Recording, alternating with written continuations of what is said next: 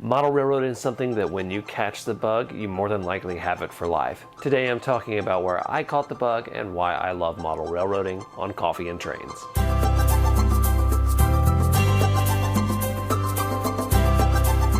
Welcome everybody. Today on Coffee and Trains we're going to be talking about where I caught the model railroading bug and why I like model railroading. But before we begin, I'll go ahead and tell you the coffee I'm drinking is Donut Shop Blend coffee, and I'm drinking it the way I always drink it, black with 2 sugars. So today I want to talk about my journey in model railroading, and I also want to hear from you guys. If you would like to share your journey in model railroading or talk about where you caught the bug or what you like about model railroading, put it in the comments below. Also, if you have any questions for any future episodes of Coffee and Trains, put them there as well. So my journey for model railroading starts, as a lot of ours does, it starts at a very young age. One of the earliest memories I have is my dad setting up a small N-scale layout in his workshop, which was out on the backside of our garage in my childhood home. That's one of my earliest memories that I have. I also have memories of setting up an HO scale starter set at my grandfather's house. It had that classic yellow, orange, and black paint scheme, the chassis system. Those are some of my earliest memories, and I've always really enjoyed it. I have done a lot of N-scale, but that doesn't mean I've done all N-scale. I've actually dabbled in quite a few scales. When I got back into the hobby about 5-6 years ago, I started off in HO scale. I'll put some pictures of that up actually right here when I first started out. It's kind of been a long journey from that point. I've also done O scale. I had a lot of fun with that. I've done some Lionel stuff. Love Lionel stuff. Nothing against the larger scales, I'll tell you that right now.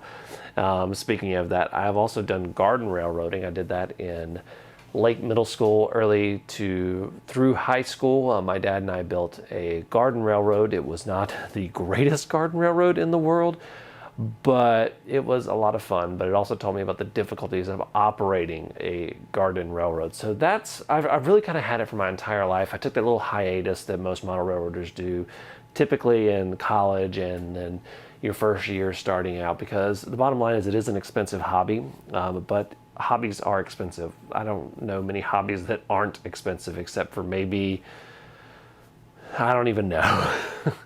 So when we talk about how expensive the hobby is, we also have taken into account that most hobbies are expensive and we do them for fun. But the reason that I really like model railroading is it really gives me a creative outlet that I don't have with a lot of other things. A lot of other hobbies have one specific thing that they do. Model railroading has a lot of different specific things that it does. Of course, there is like the scenery aspect where you're creating what I consider a work of art that you can play with sometimes. You've got, you're essentially doing miniatures and sculpting and painting and all of these different things. And then you also have other aspects of it, like the electrical work. And now you have programming and coding that you can put into it. And of course, there's carpentry, all sorts of different things. So model railroading is one of those things that you can incorporate so many different hobbies into it and have so many different sub-hobbies. A big one for me that I never probably would have done without model railroading really is 3D printing.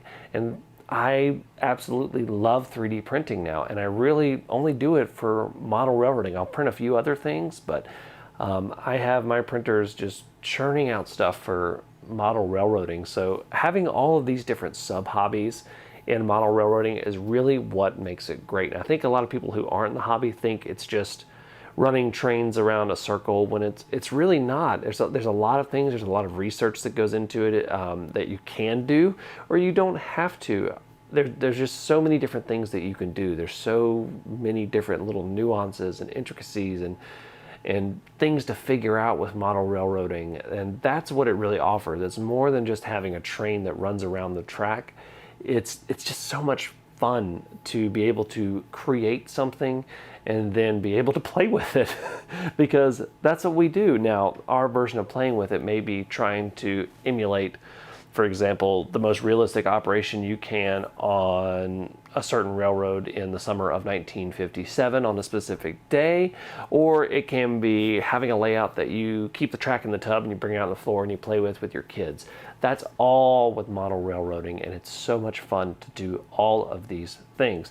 Now, I do want to hear from you guys and hear what you think is the fun part of model railroading. I know a lot of you guys are also love things like scratch building and prototyping and doing the research, and then you can add in rail fanning and things like that.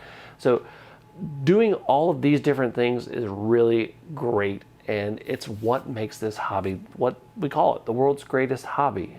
And I absolutely love it. And I want to hear from you guys. I want to hear what you guys love about model railroading. I want to hear your stories. You can leave that in the comments below. You can also send it to me in the email in the description below. And I want to thank you guys so much for watching. I'm really enjoying doing this new series, Coffee and Trains. So I also want to thank my patrons. They are listed right here. They help me in getting a lot of topics lined up for Coffee and Trains. And if you want to join that conversation, you can for as little as $1 a month. Link to my Patreon page in the description below. Until next time, I'm Jimmy from the DIY and Digital. Stay safe, be kind, drink some coffee, and happy railroading.